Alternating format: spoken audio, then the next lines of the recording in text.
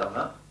Oui, qu'est-ce qu'il y a? On est à l'antenne là, Bernard. Ah bon, vous n'avez pas une petite pub là à lancer? Parce que là, j'ai pas fini de lire mon Canard enchaîné. On y va. Bon, ben alors, attends, parce que là, il faut que je lise quand même quelque chose. Le Parti communiste loue son siège à une fête très mode, une soirée très apparatchique. Bon, il faut faire une émission sur le Canard enchaîné le mercredi matin, c'est pas humain pour un lecteur du Canard comme moi. Enfin bon, bref, on y va. Amis internautes, bonjour. Notre émission a pour titre aujourd'hui Le Canard enchaîné.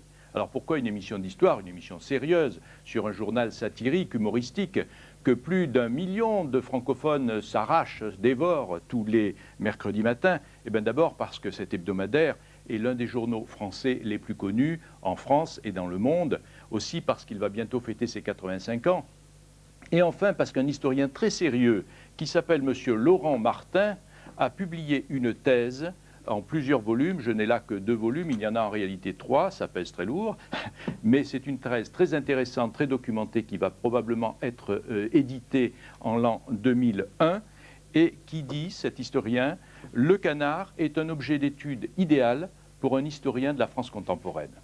Alors il faut dire aussi que le canard est relié aux historiens du Métron, le dictionnaire biographique du mouvement ouvrier français, parce que c'est dans le Canard qu'il y a eu le premier article signalant ce dictionnaire. C'est Morvan-Lebesque qui avait fait cet article. Et dans le dictionnaire Métron, on trouve aussi les biographies des journalistes qui ont créé le Canard. Maurice Maréchal, une biographie de Nicole Racine que vous trouverez dans le book, et Henri-Paul Gassier, un dessinateur qui a créé aussi le Canard et que vous trouverez dans le book. Alors ce sujet me plaît d'autant plus que j'ai été moi-même l'auteur d'un film sur le Canard enchaîné en 1986, lorsque le Canard enchaîné fêtait ses 70 ans. Vous voyez l'affiche derrière mon dos, merci pour la publicité. Et j'avais interrogé justement le directeur de l'époque, Roger Fressos, qui est malheureusement décédé en 1999, et je lui posais la question, pourquoi a-t-on appelé le Canard enchaîné le Canard enchaîné? Alors voilà ce qu'il m'avait répondu à l'époque. Qui était dans l'opposition avait un journal qui s'appelait L'Homme Libre.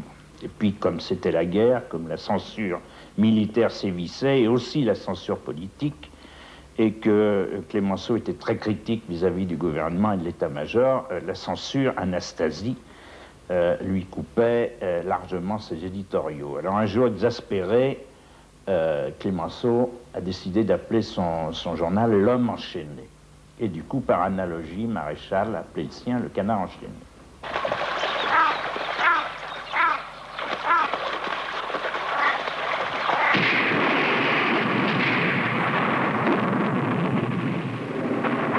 N'en fais pas! Pendant la guerre de 100 ans, ils sont tous morts de vieillesse. Alors, le Canard enchaîné est un journal pacifiste.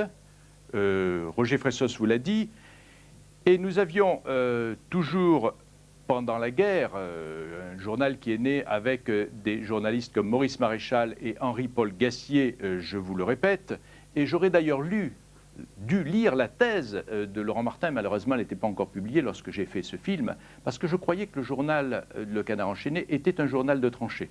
Eh bien, pas du tout, c'est un journal qui a été fait à Paris, qui a été lu dans les tranchées, mais voilà une information importante qui peut être donnée par les historiens qui font une étude approfondie. Alors, nous allons interroger maintenant, justement, Laurent Martin, nous l'avons interrogé, il n'a pas pu venir sur ce plateau ce matin, nous l'avons interrogé pour savoir qu'est-ce qui est pacifiste dans ce journal du Canard enchaîné. Très clairement, la dimension essentielle du premier Canard enchaîné, celui de Maurice Maréchal et d'Henri-Paul Desvaux-Gassier, les 2 fondateurs. Très clairement, ces 2 personnages-là, un dessinateur et un rédacteur, ont créé le Canard enchaîné pour échapper en quelque sorte à l'hystérie guerrière, belliciste, qui s'était emparée de la France en 1915, 1914 en l'occurrence.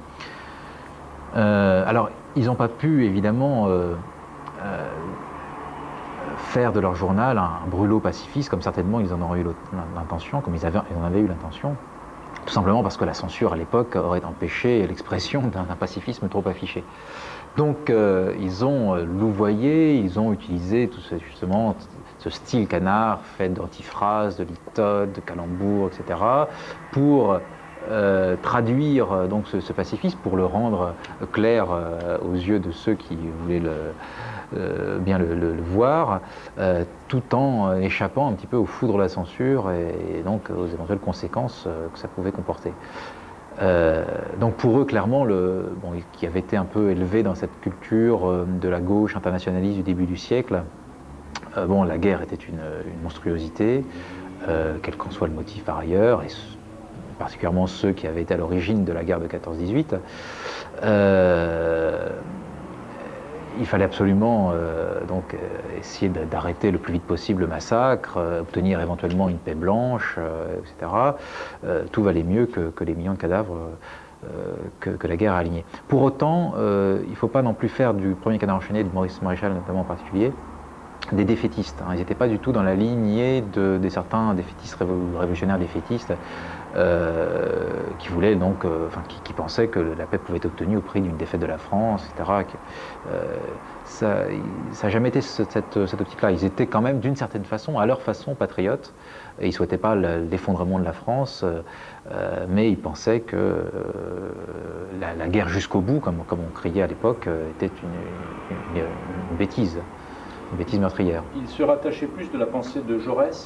Oui, je pense que effectivement le grand homme de l'époque, en tout cas l'homme auquel ils ont pu s'identifier, et d'ailleurs dont on trouve beaucoup de traces dans les colonnes du Canard enchaîné durant cette époque, c'est Jaurès. C'est Jaurès, donc à la fois internationaliste, pacifiste, etc., et puis en même temps patriote, en même temps pensant que la France, qui était par ailleurs aussi la patrie de la Révolution, c'est aussi le raisonnement qu'il tenait, n'avait rien à gagner à une défaite contre l'Allemagne de toute façon.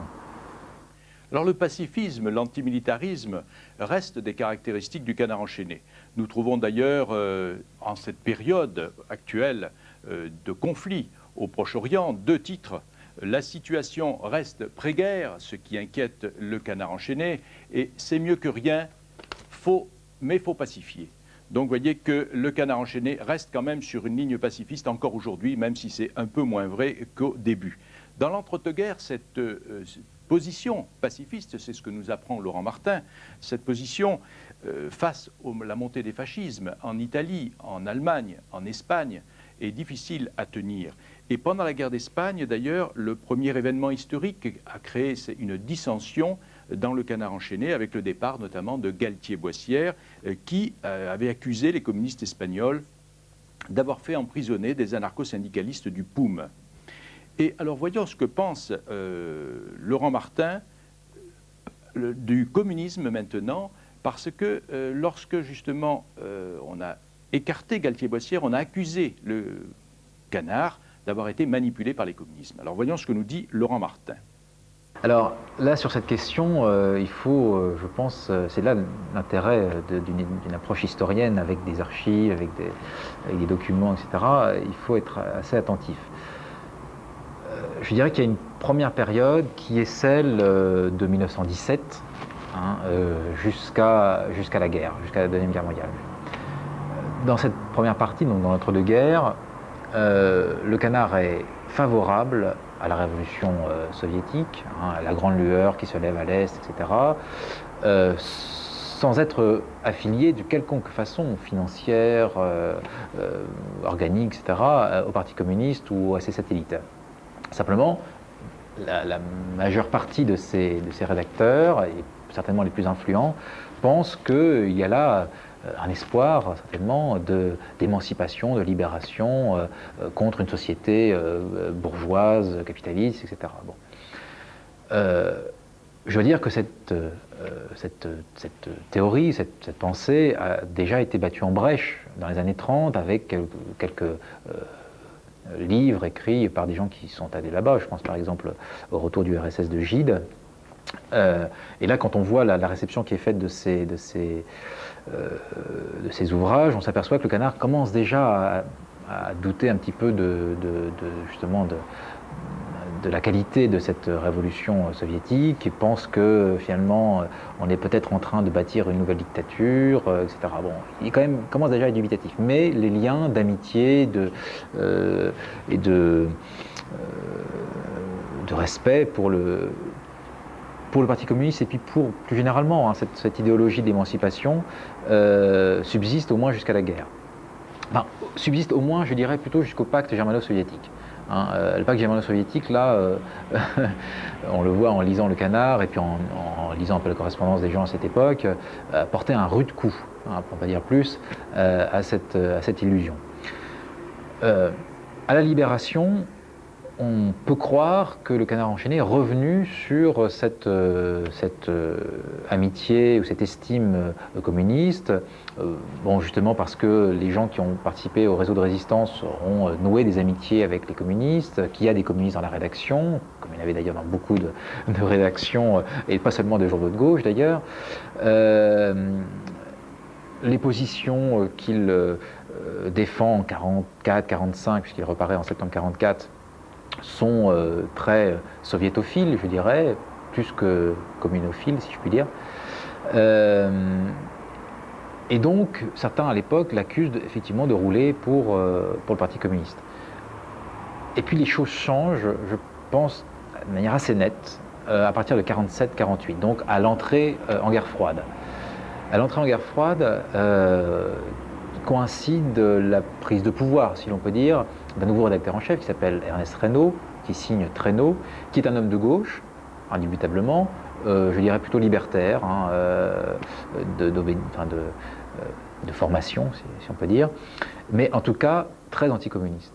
Et il va donc donner une orientation à son journal qui n'est pas du tout l'orientation que l'on sait plus parfois décrire, alignée sur les positions du Parti communiste, etc. Au contraire, il va avoir des dénonciations extrêmement claires, là encore, explicites, des camps de concentration, de l'absence de liberté publique, de la façon de la démocratie, du sens tout à fait particulier de la démocratie dans les pays de l'Est et du Parti communiste en France, etc.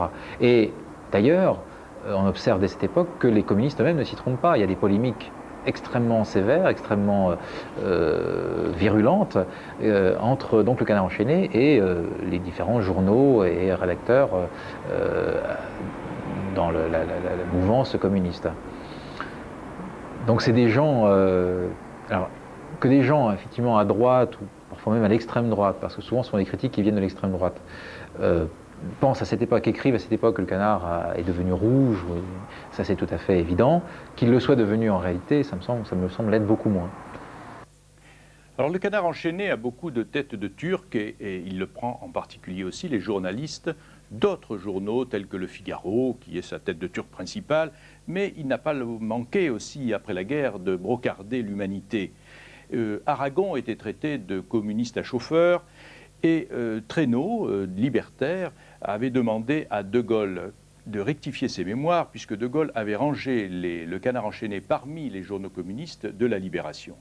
La première allusion au camp de concentration a été faite par Traîneau en 1948 déjà, et en 1956, Morvan-le-Besque attaquait violemment l'Union soviétique qui envahissait la Hongrie. Alors, est-ce qu'il y avait donc une attitude plutôt libertaire du Canard? Est-ce qu'on a parlé d'anarchisme pour Le Canard? Gabriel Massé, rédacteur en chef du Canard, disparu, va nous répondre à ce sujet. Mais on peut considérer qu'aujourd'hui, l'un des derniers représentants de ce courant libertaire est Bernard Thomas. Mais nous écoutons ce qu'ils nous disent actuellement. Je crois que mes parents, qui n'étaient pas des monstres de culture, qui étaient des gens simples, si vous voulez, je crois que ce qu'ils y voyaient, c'était l'humour et la défense du petit contre le gros. Déjà, le citoyen contre l'État. Et ça, ils y étaient extrêmement sensibles. Le Canard enchaîné, c'est l'organe, c'est pas un contre-pouvoir, c'est un organe Jacques Julliard, qui intervient contre les abus de pouvoir.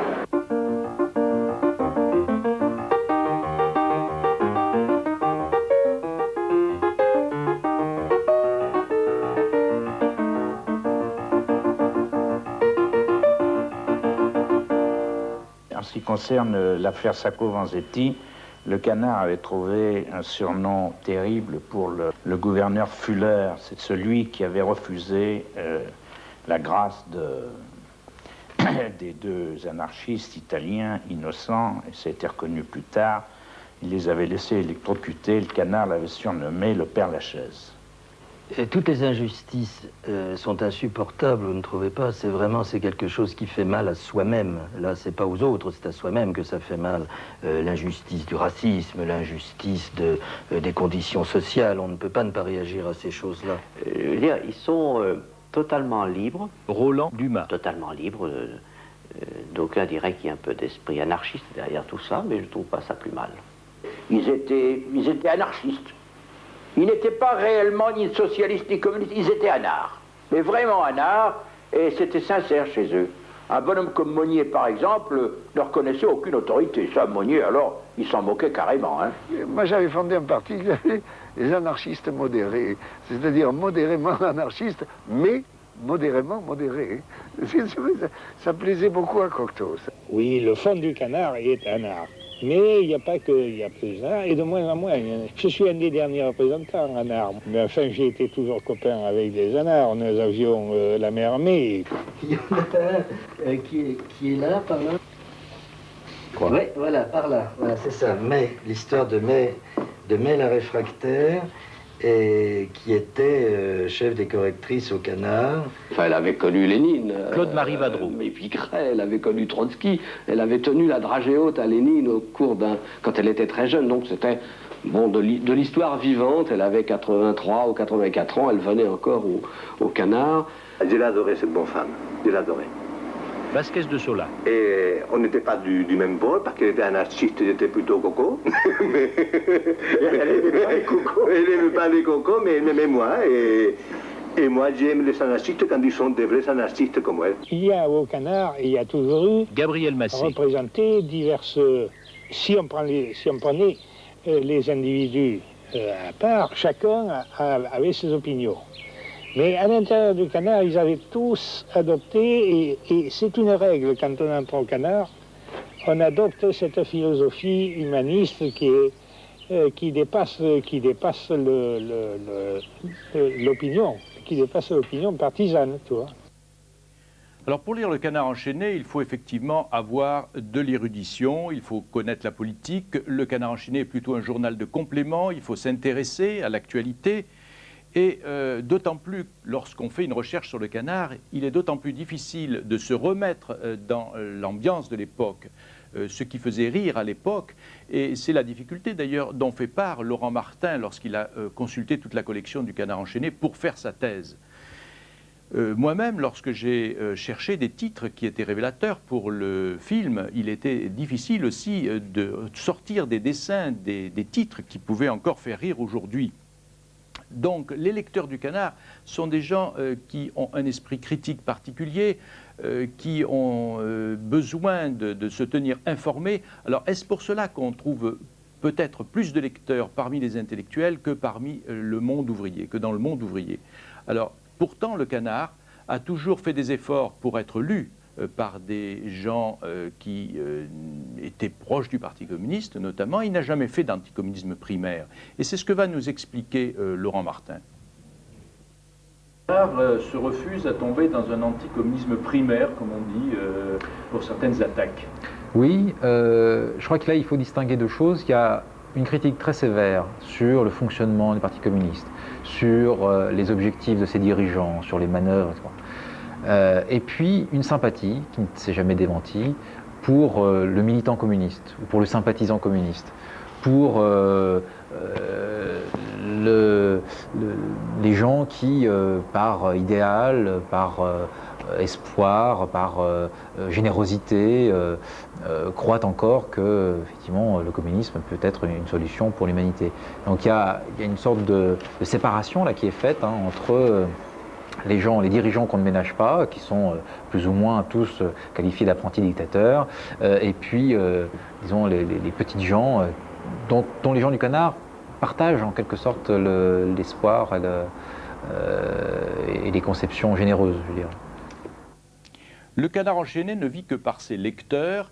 Donc ces lecteurs sont fidèles aussi au Canard enchaîné. Et je dois raconter une petite anecdote, c'est que lorsque nous avons sorti le film Aux quatre coins du Canard en 1998, qui est resté pendant à peu près 9 mois en exclusivité dans un cinéma du quartier latin à Paris, il y avait à la suite des débats avec les journalistes et les dessinateurs du Canard, et les lecteurs venaient participer au débat, donner leur point de vue, raconter leur histoire par rapport au Canard.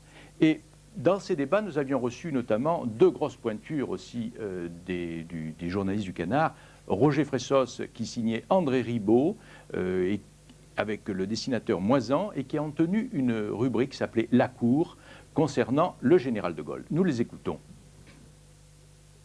Espèce d'atmosphère à la Belphégor.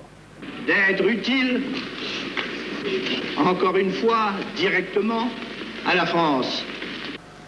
Française, Français, aidez-moi. L'Algérie se révoltait, enfin les généraux, les soldats perdus, rappelez.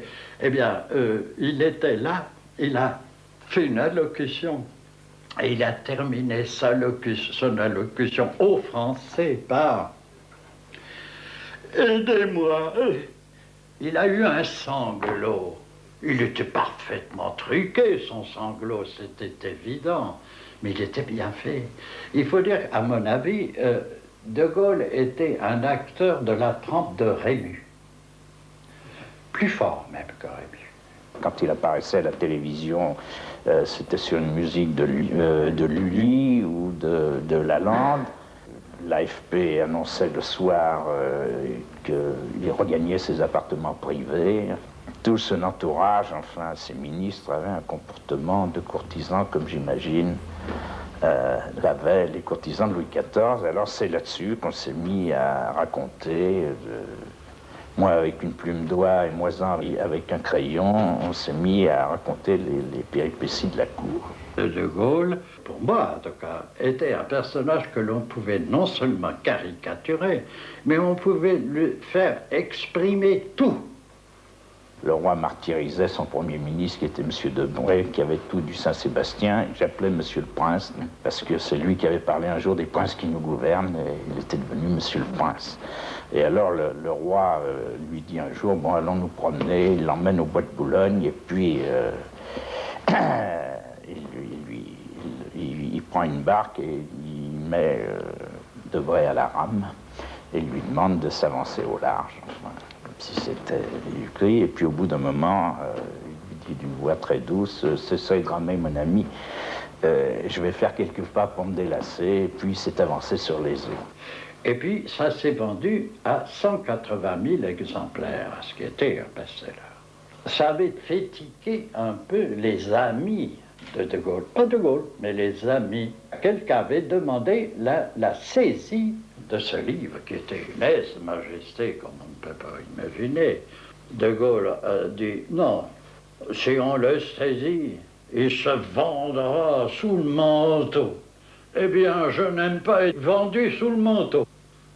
C'est parce qu'il y a une chose, une caricature, un article, quelque chose qui est dur pour De Gaulle. Alors là, on hésitait beaucoup, on lui donnait tous les journaux, mais pas le Canard. Alors, il compulsait les journaux, il revenait et il disait, mais je n'ai pas le Canard enchaîné. Oui. Ah, on disait, putain, il le réclame alors, on lui donne. Il le prenait et il allait dans son bureau pour lire. Il tenait le Canard et disait, voyons, que dit ce volatile? Mais je dois dire que quand même que des acteurs comme ça, on en voudrait. Même dans le gouvernement, au moins qu'on lutte contre des gens qui valent la peine. Maintenant, on lutte contre des guignols. Alors vous pouvez retrouver les personnages du film qui malheureusement ont disparu pour certains. Vous pouvez les retrouver au centre Georges Pompidou, où ce film qui dure 3 heures, donc aux 4 coins du Canard, est à la disposition de tous les lecteurs et de tous les téléspectateurs au Centre Georges Pompidou. Il est aussi au Forum des Halles. Et il a été diffusé déjà il y a quelques années à la télévision suisse, en Belgique et sur France 3. Vous pouvez aussi relire la thèse de Laurent Martin qui va être, quand elle sera éditée, ça je le conseille à tous les lecteurs du Canard. Et puis vous allez trouver dans le book des informations. Merci donc à l'équipe de Canal Web, à Yves, salut, à Noémie. Et puis si vous le permettez, je vais continuer la lecture de mon Canard, journal libre et sans publicité. Au revoir.